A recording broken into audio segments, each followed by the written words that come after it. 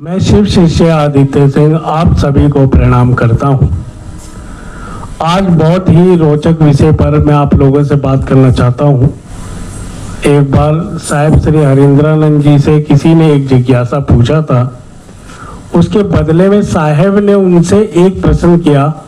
उसके बाद गुरु भाई की बोलती बंद हो गई, वो एकदम चुप हो गए। ये मैंने साहिब श्री हरिंद्रानंद जी का एक वीडियो देखा था और ये जब से मैं वीडियो देखा हूँ मेरा मन इतना प्रसन्न हुआ, इतना अच्छा लगा कि साहिब श्री हरिंद्रानंद जी का जो समझाने का तरीका है कितना सुंदर है कि मूड से मूड व्यक्ति भी उस शिव की तरफ कदम बढ़ाने लगता है जो साहिब श्री हरिंद्रानंद जी की बातों पर ध्यान देता है। वो गुरु भाई ने जिज्ञासा किया था कि वो बोल रहे थे कि गुरु भाई मुझको 10 से 15 साल हो गया शिव को गुरु बनाए हुए, लेकिन जीवन में सुख शांति तो नहीं है, कुछ परिवर्तन मैं महसूस नहीं करता हूँ। तो साहिब श्री हरिंद्रानंद जी ने उनसे पूछा कि अच्छा, आपको 10 से 15 साल हो गए शिव को गुरु बनाए हुए, आप परिवार में कितने लोग हो? तो उन्होंने बताया कि गुरु भाई हम परिवार में 2 बच्चे और हम मियाँ बीवी 4 और एक हमने कुत्ता भी रख रखा है, वो भी हमारे परिवार का सदस्य है। तो साहिब श्री हरिंद्रानंद जी ने कहा कि कुत्ते को कितना समय हो गया रखे हुए? तो वो बोले कि 2 से 3 साल हुआ है। कहते शिव को गुरु बनाए हुए कितना साल हो गया? 10 से 15 साल हो गया है।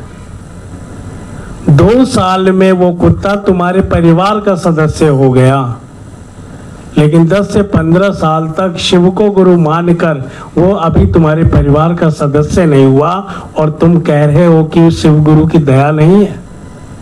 कैसे होगी दया? तुम्हारे जीवन में तुम्हारे गुरु का कोई महत्व ही नहीं है तो तुम पे दया होगी कैसे?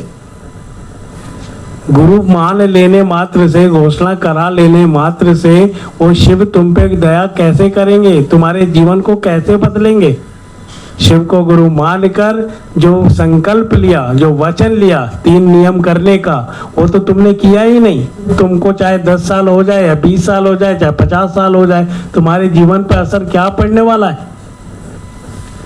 साहिब श्री हरिंद्रानंद जी ने इतने सुंदर तरीके से समझाया कि वो भी गुरु भाई समझ गए होंगे। तो वास्तव में जब तक हम अपने गुरु शिव को महत्व नहीं देंगे, अपने जीवन में स्थान नहीं देंगे, अपने घर में स्थान नहीं देंगे, तब तक वो शिव गुरु की दया हमारे ऊपर होने वाली नहीं है।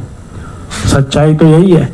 अगर शिव गुरु की दया चाहिए तो साहिब श्री हरिंद्रानंद जी ने जो माध्यम बताया है उस माध्यम को पकड़कर शिव गुरु के लिए समर्पित होना पड़ेगा। जब तक प्रेम और भाव का फूल खिलता नहीं है, जब भाव का फूल खिल जाएगा, समर्पण का फूल खिल जाएगा, तब जीवन में केवल खुशियां ही खुशियां, आनंद ही आनंद होगा। हर पल, हर क्षण, हर समय वो शिव हमारे साथ होंगे। ये साहिब श्री हरिंद्रानंद जी ने जो समझाया, ये सुनकर बहुत ही अच्छा लगा।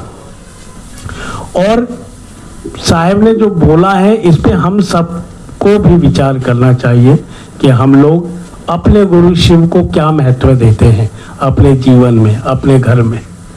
हर काम के लिए क्या हम अपने गुरु शिव पर निर्भर हैं? अगर निर्भर नहीं है तो अभी हमारा वो विश्वास पैदा हुआ ही नहीं है।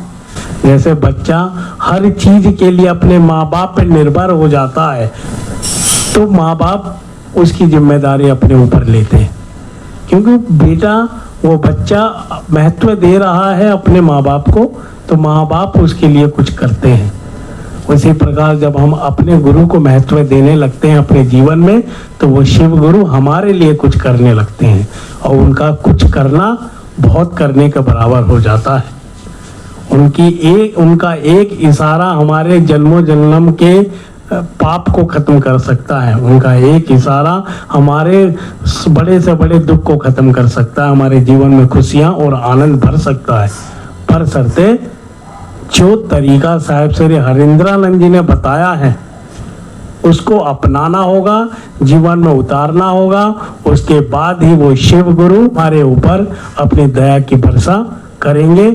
नहीं तो जैसे गुरु भाई बोले कि 10 से 15 साल हो गया शिव को गुरु बनाए हुए, ऐसे ही लोग कहते रह जाएंगे कि 10 से 15 साल हो गया, 20 साल हो गया, 50 साल हो गया, जीवन बीत गया, लेकिन शिव गुरु की कोई अनुभूति नहीं हुई, शिव गुरु का कोई प्रेम नहीं मिला।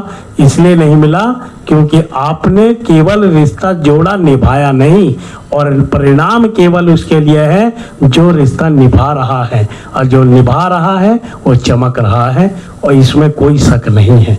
अगर ये मेरी बात आप लोगों को अच्छी लगी हो तो आप लोगों से निवेदन है कि साहब ने जो कहा है हम केवल वही करें, उस रास्ते पर चलें और अपने जीवन में अपने गुरु शिव को महत्व दें। आप सभी को मेरा प्रणाम।